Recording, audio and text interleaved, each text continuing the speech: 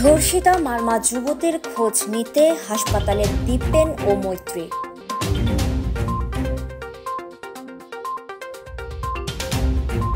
Symbol of Rangamati খ্যাত ঝুলন্ত সেতুর খুব কাছেই স্বল্প খরচে থাকার সুব্যবস্থা হোটেল ZY রেসিডেন্সি। কাউখালীতে নিষিদ্ধ ছাত্র সংগঠনের নেতার হাতে ধর্ষণের শিকার 22 বছর বয়সী মারমা যুবতীর চিকিৎসার খোঁজ খবর নেওয়া সহ তাকে সমবেদনা জানাতে হাসপাতালে ছুটে গেছেন কেন্দ্রীয় বিএনপির ধর্ম বিষয়ক সহ সম্পাদক ও সাবেক যুগ্ম জেলা জজ অ্যাডভোকেট দীপেন দেওয়ান এবং 299 নং আসন থেকে বিএনপির টিকেটে সাবেক সংসদ সদস্য প্রার্থী মৈত্রী চাকমা। ওই যুবতী ধর্ষণের শিকার হওয়ার পর বর্তমানে রাঙামাটি জেনারেল হাসপাতালে চিকিৎসাধীন রয়েছে। শনিবার সকালে নেত্রীদ্বয় হাসপাতালে তার চিকিৎসার খোঁজ খবর নেন। এ সময় তারা যুবতীর পরিবারের সাথে কথা বলে তাদের সমবেদনা জানান এবং সার্বিক বিষয়ে সহযোগিতার আশ্বাস দেন।